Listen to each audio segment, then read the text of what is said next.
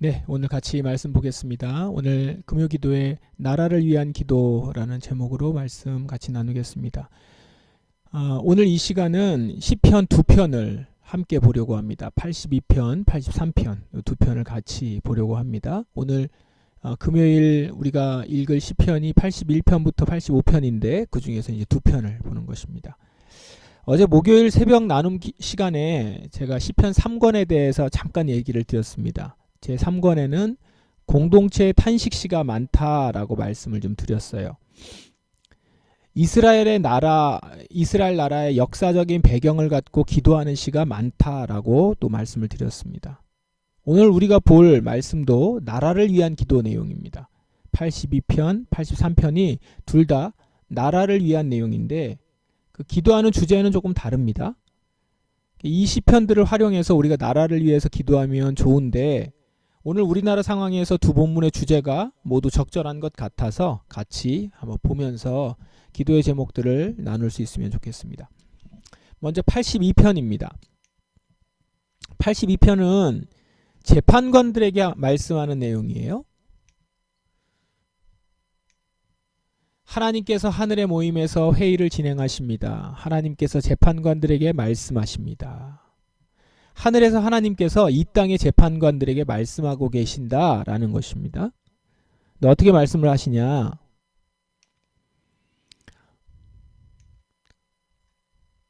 너희가 언제까지 악한 자를 변호해주고 못된 자들의 편을 들려느냐? 약한 자와 고아를 보살펴주고 가난한 자와 고통받는 자의 권리를 찾아주어라. 약한 자들과 어려운 자들을 구해주고 악한 자들의 손에서 그들을 구해주어라. 지금 이 재판관들은 자신들의 권력으로 악한 자를 변호해주고 못된 자들의 편을 들었다라는 겁니다. 본래 약자와 고아를 보호하고 가난하고 고통받는 자들의 권리를 찾아줄 든든한 방패가 되어줘야 되는 재판관들인데 그들을 보호하기는커녕 오히려 못된 자들의 편을 들고 있다라는 겁니다. 그래서 어떻습니까, 세상이?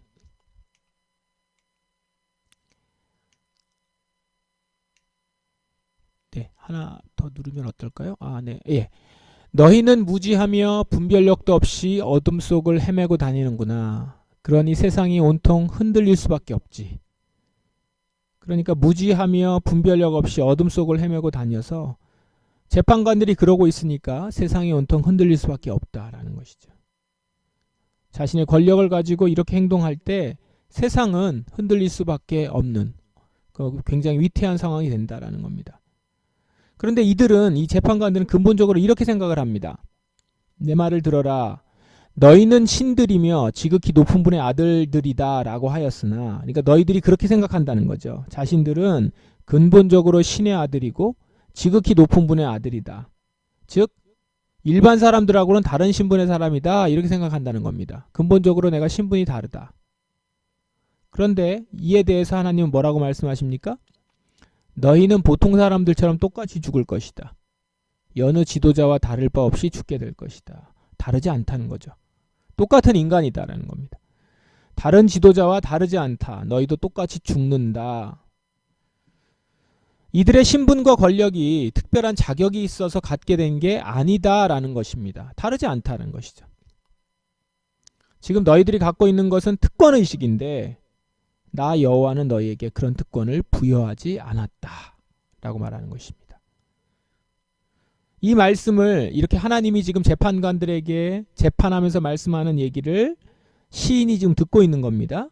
그래서 이 말씀을 들은 시인은 끝으로 이렇게 기도를 합니다. 오 하나님, 일어나셔서 이 땅을 심판하소서.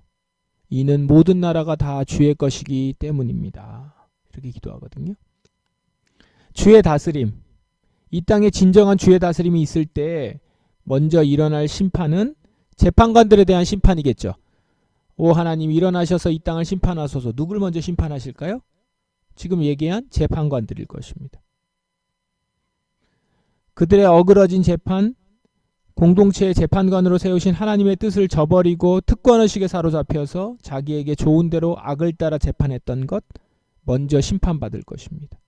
그거를 기도하는 것이죠. 그리고 그때 이 나라는 주님이 온전히 다스리는 나라임이 드러날 것입니다.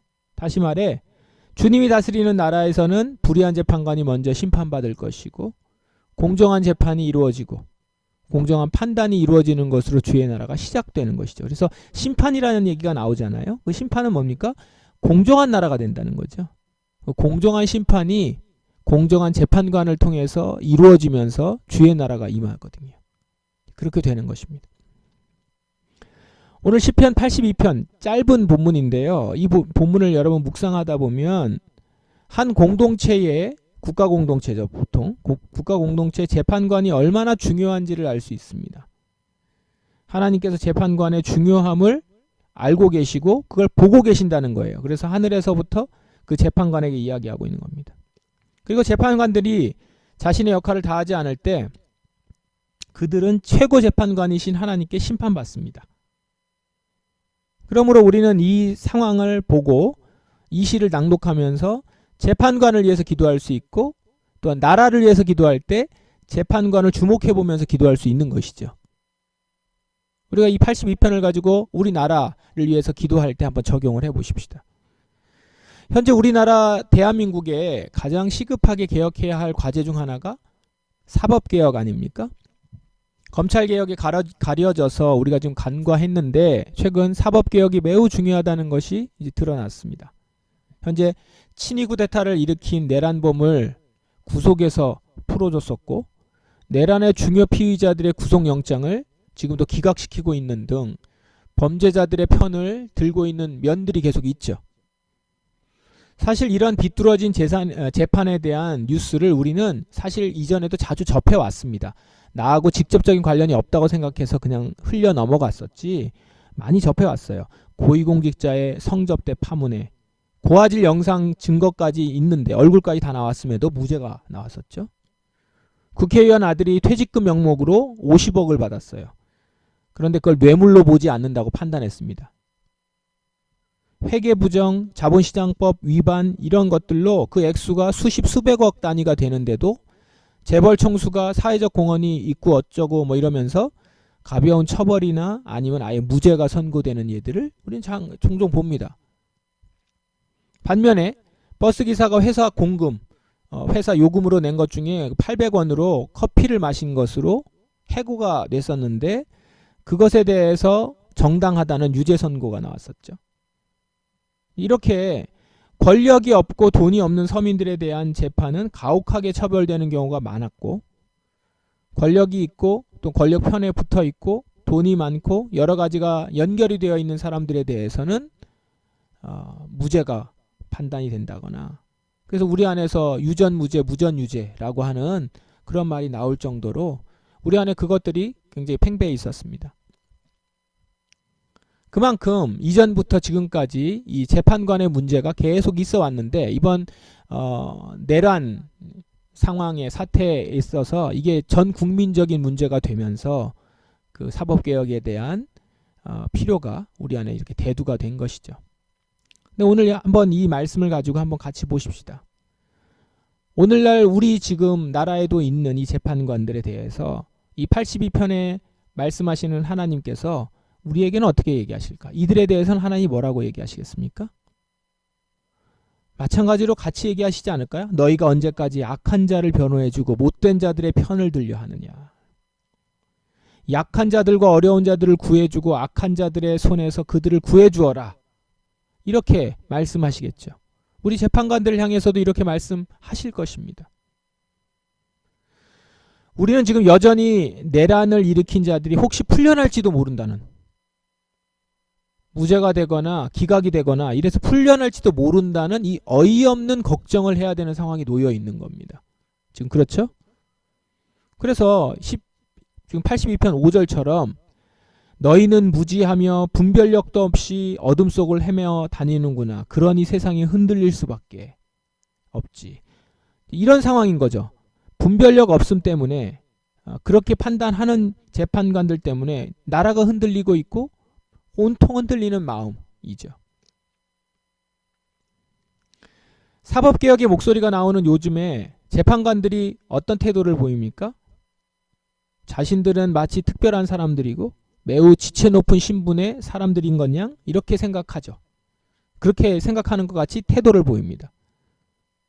그러면서 뭐라고 이제 얘기하는 내용을 보시면 마치 국민들은 그런 판단할 능력이 없는 자들이다.